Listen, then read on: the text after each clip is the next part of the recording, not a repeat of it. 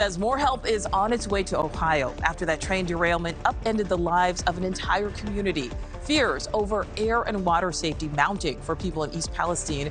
Ohio Governor Mike DeWine trying to reassure people it is safe, but not everyone is so confident it's actually okay to return home. Investigative correspondent Rich McHugh joins us live from East Palestine. And Rich, there are more calls to hold the rail company Norfolk Southern accountable.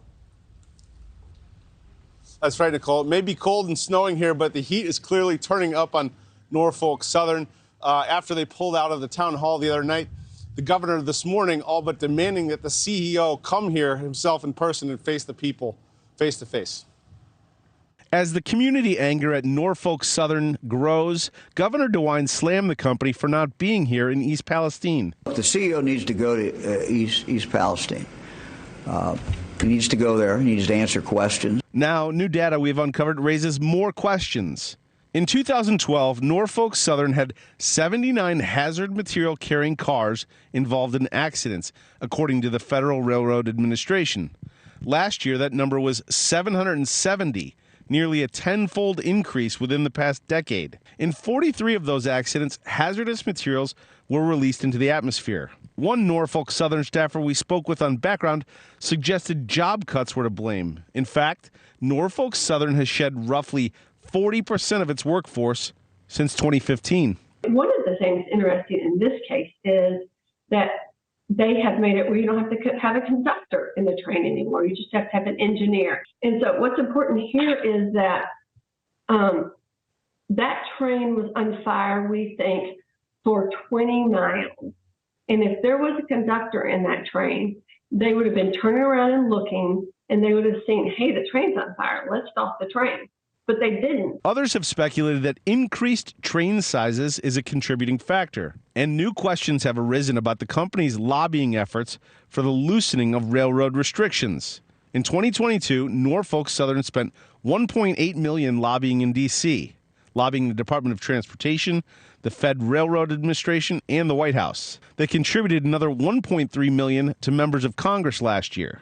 In fact, Norfolk Southern has contributed to the campaign of Bill Johnson, the congressman representing this area 4 out of the last 6 times he's run. Unfortunately, trains don't just fall off the tracks accidentally. What happens is that train companies, they lobby Congress to make the standards lower and lower and lower. We have asked for an interview with the Norfolk Southern CEO repeatedly, and we sent a producer to their headquarters in Atlanta. Meantime, here in East Palestine, the effects are impossible to ignore. The effects are financial, too. Zana Doss owns a gas station here in East Palestine. Her business is way down, and she's been fighting Norfolk Southern over this retaining wall on her property she says has been ruined by their trains. It's an endangerment to the community. You can't get anybody. That was before all this happened. And you've been trying to get in touch with them? About a year now. About a year now. Now she worries not just about the wall, but about her livelihood, health, and safety after the derailment. My girls have been with the itchy eyes, sore throat, headaches, the whole bit. Everything they say the fumes can cause. Business is down for you? Yes, it is. How much? It literally it is with the 2 stores. In some instances, 1,000 or more a day in sales. Wow.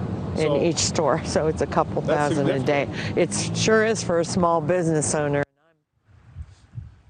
Now, we reached out to local Congressman Bill Johnson about those campaign donations from Norfolk Southern. He says just before air, he's going to donate them back to town here to the East Palestine Fire Department. Nicole? Absolutely. Yeah, I spoke with the congressman. He said that. We'll hear it again a little bit later on Rush Hour.